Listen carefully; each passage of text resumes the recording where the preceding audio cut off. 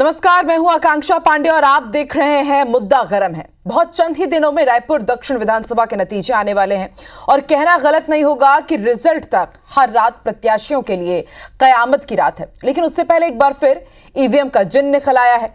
EVM को लेकर के चुनावी बयानबाजी तेज हो चली है। कांग्रेस ने फिर से ईवीएम को कटघरे में खड़ा किया तो बीजेपी ने भी इसका करारा जवाब दिया है। आज इसी मुद्दे पर चर्चा करेंगे। खास मेहमान हमारे साथ होंगे। पहले ये रिपोर्ट देख लेते हैं।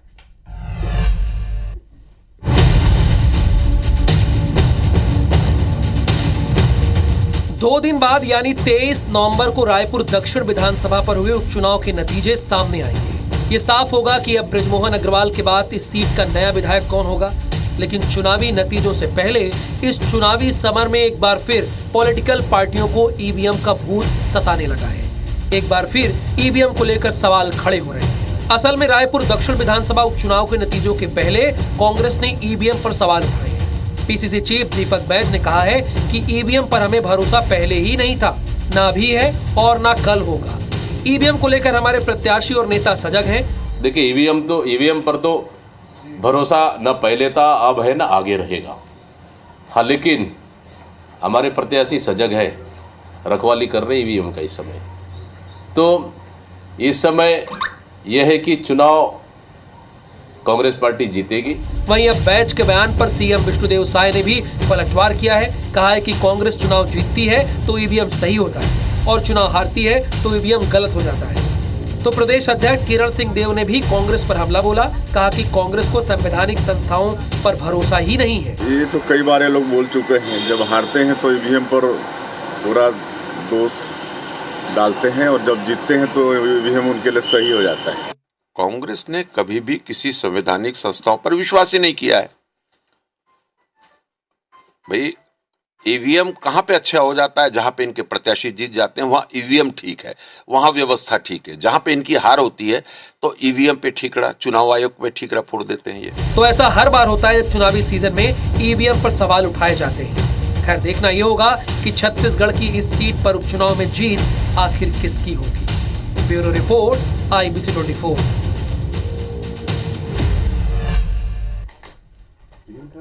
तो देखिए, एक बार फिर से ईवीएम पर सियासी रार छिड़ा हुआ है। 23 नवंबर को बस रिजल्ट्स आने वाले हैं कि इस बार रायपुर दक्षिण का दंगल कौन जीतेगा। सुनील सोनी वर्सेस आकाश शर्मा। और एक बार फिर से कांग्रेस का कहना है कि हम ईवीएम पर भरोसा नहीं करते हैं। बार बार उनका इसी पर जोर रहता है कि यदि आपको यहां पर रिजल्ट्स की काउंटिंग होगी तो ईवीएम में कुछ गड़बड़ी हो सकती है। आपको यदि मतदान कराना है तो बैलेट से आप करवाइए। बहुत जल्द निकाय चुनाव भी होने हैं और उसके लिए भी कांग्रेस की तरफ से यही कहा गया है कि पोस्टल बैलेट से ही चुनाव होने चाहिए। हालांकि ये काफी हद तक नामुमकिन भी है क्योंकि बीजेपी का यही कहना है कि जब हार का डर सताता है कांग्रेस को तो वो ठीकरा ईवीएम पर फोड़ने लगती है। आज इसी मुद्दे पर चर्चा करने के लिए 2 खास मेहमान हमारे साथ जुड़ रहे हैं। कांग्रेस प्रदेश महामंत्री कन्हैया अग्रवाल जी हमारे साथ जुड़ चुके हैं और बीजेपी प्रदेश सह मीडिया प्रभारी अनुराग अग्रवाल जी भी हमारे साथ जुड़ चुके हैं। आप दोनों का ही बहुत बहुत स्वागत है। कन्हैया जी, शुरुआत आपसे ही करती हूं। अब देखिए, रिजल्ट आने वाली है और जैसा कि हमारे आज के टॉपिक का भी नाम है कि फिर ईवीएम वाली रार, क्या दिख रही है? हार दिख रही है क्या कन्हैया जी? देखिए, हार तो दूर दूर से भी कहीं नहीं दिख रही है और इसका बड़ा प्रमाण ये है कि आपके जितने मीडिया के साथी हैं उनसे चर्चा होती है। वो लोग भी स्पष्ट रूप से इस बात को कह रहे हैं कि इस बार वातावरण जो है पूरा बदला हुआ है और कांग्रेस के पक्ष में लोग दिखाई पड़ रहे हैं। भारतीय जनता पार्टी के हमारे मित्र हैं जो राजनीति से बाहर आकर के तो सब आपस में एक साथ हैं, वो मित्र भी फोन करके बधाई दे रहे हैं और ये कह रहे हैं कि ये नतीजे इस बार जो है भाजपा के अंदर के जो अहंकार है उस अहंकार को तोड़ने वाले नतीजे इस बार सामने आ रहे हैं। भाजपा के कोर वोटर नहीं निकले हैं, भाजपा के जो प्रबल समर्थक हैं उन लोगों ने मतदान नहीं किया है। ये सब उनके अंदर से ये बातें छन करके आ रही है। तो हार का कहीं कोई खतरा या हार की कोई बात नहीं है, लेकिन ये जो है ईवीएम का जो मामला है, ईवीएम को लेकर के तो कांग्रेस पार्टी और विपक्षी दल जो है लगातार कई वर्षों से इस बात को कह रहे हैं कि ईवीएम से चुनाव नहीं कराए जाए, बैलेट से चुनाव कराए जाने चाहिए। इस मांग को लगातार उठाया जाता रहा है और वो इसलिए नहीं उठाया जा रहा है। अभी जो बात हो रही है कि ये कल के नतीजों को लेकर के बात हो रही है कि 23 तारीख को क्या नतीजे होंगे, ये तो हमेशा से इस बात को कांग्रेस पार्टी ने कहा है कि ईवीएम से जो चुनाव हैं, जो ईवीएम बनाने वाले लोग हैं, उन लोगों ने ईवीएम से चुनाव बंद कर दिया है, तो हमारे यहाँ बंद किए जाएं। ठीक है, बताइए अनुराग जी, ऐसा क्यों लग रहा है आपको कि इनको हार का डर सता रहा है, इसलिए ईवीएम पर ये सवाल उठा रहे हैं? क्योंकि पहली दफा तो है नहीं, पहले भी ईवीएम के ऊपर सवाल उठते रहे हैं, और जीवीएल नरसिम्हा राव की किताब तो आपको याद ही होगी, डेमोक्रेसी एट रिस्क, वो भी सवाल उठा चुके हैं। तो फिर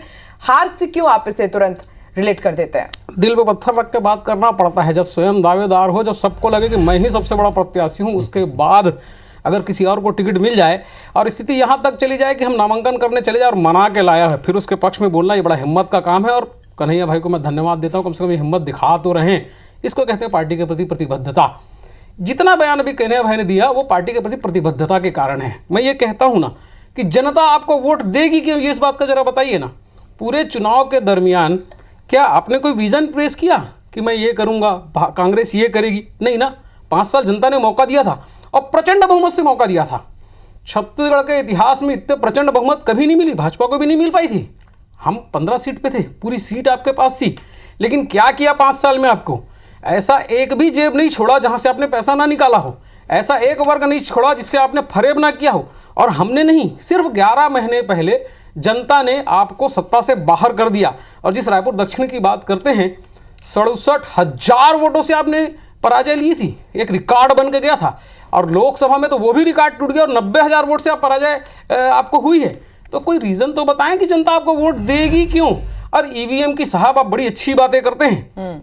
2004 की आपकी सरकार कैसे बनी थी? बैलेट से। माननीय मनमोहन जी शासन किए थे। फिर उसके बाद दोबारा जब सरकार बनी कैसे बनी? बैलेट से। अरे भाई, लोकतांत्रिक देश है, विरोध करते हैं, विरोध कर दीजिए कि ईवीएम से बनी सरकार हम कभी नहीं चलाएंगे। मीठा मीठा गप गप, कड़वा कड़वा थू थू। तो मुझे लगता है कि जनता समझती है। आप बहाने बनाना छोड़िए साहब, सीधा सीधा बात बहाना ये क्या? क्योंकि देखिए दूसरे राज्यों में आप चुनाव जीतते हैं। अभी इससे पहले जब भूपेश बघेल ने सरकार बनाई थी, अच्छा खासा आपको मैंडेट मिला था, तब तो आप लोग बिल्कुल ईवीएम के बारे में नहीं कहते हैं। तब भी ईवीएम को कभी अच्छा है नहीं कहा, तब भी ये नहीं कहा कि ईवीएम से ही चुनाव होने चाहिए, क्योंकि नगरीय निकाय के जब चुनाव हुए थे उस समय भी बैलेट से करवाए गए थे। और एक जो बात है, पहले तो धन्यवाद करता हूं मैं कि हमारे छोटे भाई हैं अनुराग भाई, हमारे मित्र भी हैं, मेरे लिए इनकी शुभेच्छाएं हैं। पर हमने दिल पे पत्थर रखकर, लेकिन पार्टी के प्रति जो आपने कहा प्रतिबद्धता के साथ काम किया है। और ये हार की जब बात हो रही है ना भाजपा के अंदर में, ये बात इसीलिए हो रही है कि 35 वर्षों से जो एक छत्र शासन था, वो शासन हटने के बाद भाजपा के अंदर बहुत से दावेदार थे। उन दावेदारों की जब अनदेखी करके उन्होंने एक ये कह दिया कि सिर्फ मेरा चलेगा, तो वो जो सिर्फ मेरा चलेगा में जो बाकी लोग हैं ना, कांग्रेस में भी हुई ना कि दावेदारों की, आपने तो नॉमिनेशन मैं तो कह रहा हूं ना था कि हम लोगों में ये क्षमता है कि हम लोग बाहर आए, अपनी बात को रखा। मेरी बात रखने के पीछे कारण भी था, मैंने तो स्पष्ट रूप से कहा था कि मैं उस नाराजगी में नहीं जा रहा हूं कि जिस नाराजगी की बात हो रही थी कि मैं टिकट नहीं मिली इसलिए नामांकन भर रहा हूं, दूसरे कारण थे। पर हम लोग बाहर भी आए और बाद में वापस काम जो किया वो काम को भी अपनी जिम्मेदारी के साथ किया है। पर जिन लोगों ने नहीं किया वही लोग फोन करके कह रहे हैं कि इस बार तुम्हारी जीत तय है। दूसरी बात जो है कि हम किस उस पे जा रहे हैं काम के लिए, चुनाव में किन मुद्दों को लेकर के गए हैं। ये तो जो 11 महीने की सरकार है ना, इस सरकार का कार्यकाल जो है, ये कार्यकाल ही सबसे बड़ा जो है इस चुनाव का मुद्दा था। आज रोज हत्या, आपके ऑफिस के 1 किलोमीटर आगे 2 हत्या, ये क्या है? आज फिर हत्या, कल फिर हत्या, लूट डकैती बलात्कार, ये तो वर्ल्ड रिकॉर्ड ये लोग कायम करने की दिशा में आगे बढ़ रहे हैं। कि हमने मुद्दे तो गिनाए हैं, 11 महीने का काम, लेकिन कहीं ना कहीं सरकार का काम 5 साल का। हाँ। ये जो है उपलब्धि, लेकिन कहीं ना कहीं यहाँ पर आमने सामने उसका आकलन कर लीजिए, मिला लीजिए कि 5 साल की सरकार। कन्हैया जी, लेकिन आपको नहीं लगता कि आखिर में हमने देखा अंटा गोली, अंकल, गुंडा, पूरे बयानबाजियों में ही पूरा प्रचार प्रसार निकल गया। कहीं पर भी ये जो मुद्दे थे उसको लेकर के उस तरह से आप लोगों ने हल्ला बोल नहीं कर पाए। ये तो जो है दुष्प्रचार सबसे पहले जो यदि प्रारंभ किया था तो भारतीय जनता पार्टी ने प्रारंभ किया था, जब इन्होंने कहा कि आकाश शर्मा जो है बाहरी प्रत्याशी है, जिस व्यक्ति का घर यही है सुंदरनगर है, मेरे घर के पीछे ही उसका घर है और ये सब लोग जानते हैं, हमारे भाई भी जानते हैं कि उसका घर कहाँ है।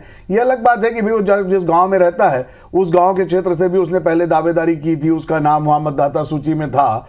परंतु उसको बाहरी कह देना, फिर उसके बाद जो है उसके खिलाफ जिस तरह का एक जो है एडिटेड वीडियो, कई सारे 2-2, 3-3 वीडियो जारी किया अलग अलग तरीके से उसको बदनाम करने वाले, तो इन सब चीजों को लोगों ने स्वीकारा नहीं है। लोग जो है नेगेटिव काम को कभी स्वीकार नहीं करते। यही वजह है कि इस बार भारतीय जनता पार्टी जो है, जो इनका अभेद्य गढ़ कहते थे जिसको, वो गढ़ भेद दिया गया है और यही तकलीफ जो है अब सामने आ रही है भारतीय जनता पार्टी। लेकिन कन्हैया जी, उसके बाद भी तो आप लोग कह रहे हैं कि ईवीएम में कुछ गड़बड़ी हो सकती है। जब आप जीत को लेकर कितने आश्वस्त, उस पर भी चर्चा करेंगे। अनुराग जी, देखिए इस बार तो उनका दावा है कि हम भेदने ही वाले हैं अपना किला, और ईवीएम को ये कह रहे हैं कि अगर, अच्छा कन्हैया जी मैं आ रही हूँ अनुराग जी, अगर जीत जाते हैं तो क्या फिर भी कुछ गड़बड़ी ईवीएम में?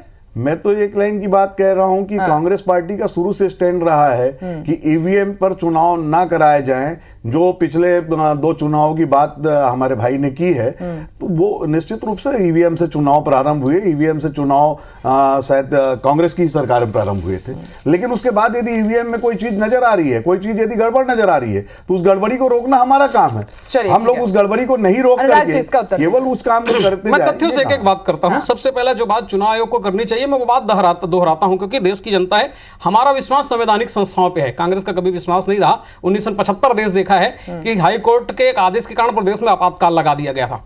चुनाव आयोग चैलेंज करता है कि ईवीएम को कोई हैक करके दिखाए। इनके तो राष्ट्रीय युवराज दूसरे देशों में जाके भारत की बुराई करते, भाई वहां से कोई कोई विशेषज्ञ ले आओ और ईवीएम को हैक करके दिखा दो, वहां दूध का दूध और पानी का पानी हो जाएगा। सैकड़ों बार, मैं सोचता हूं दर्जन से अधिक बात सुप्रीम कोर्ट ने इस बात को मान्यता दी है कि ईवीएम से चुनाव कराना बड़ा पूरा सुरक्षित है। अब आते हैं लड़ाई, रायपुर दक्षिण की लड़ाई विशुद्ध रूप से भूपेश बघेल के 5 साल के कार्यकाल और 11 महीने के माननीय विष्णुदेव साई जी के भाजपा के कार्यकाल की लड़ाई है, और जनता उस पर ही मुहर लगाएगी। अब कार्यकाल का एक-एक करके गिनाना मैं चालू करता हूं। जिस प्रधानमंत्री आवास को आपने प्रधानमंत्री शब्द जुड़ा होने के कारण आपने नहीं दिया, हमारी सरकार आते ही मुख्यमंत्री जी अपने घर बाद में गए, 18 लाख आवास दिए। भले देश भर में हजारों लाखों नेहरू गांधी के परिवार के नाम पे है, प्रधानमंत्री नाम का हमने आवास नहीं दिया। 25 तारीख को बोल के हमने 2 साल का बकाया बोनस दिया। महिला सशक्तिकरण के लिए महतारी वंदन दिया। पीएससी जिसके घोटाले युवाओं का भविष्य जो आपने बेच दिया था, हमने कहा था कि पीएससी में देंगे। आज टोमन सोनवानी गिरफ्तार है, आपके समय के संरक्षित, और ये आज पॉलिटिकल आका तक जाएगी। एकदम गारंटी कर रहा हूं, यही पॉलिटिकल आका तक जाएगी। और हमने विजन प्रस्तुत किया है कि आगे वाले समय में हम क्या करना चाहते हैं। कांग्रेस के पास बहाने के अलावा कुछ है नहीं। चलिए, अब दावे और वादे तो अभी भी किए जा रहे हैं, और देखिए सिर्फ अब से कुछ ही वक्त बचा हुआ है। 23 नवंबर को नतीजे आ ही जाएंगे। दंगल कौन जीतता है और फिर उसके बाद ईवीएम को लेकर के और कौन सी नई रार छिड़ती है, वो भी देखना दिलचस्प होगा। बहुत बहुत शुक्रिया कन्हैया जी, अनुराग जी हमारे साथ इस मुद्दे पर जुड़ने के लिए। नमस्कार।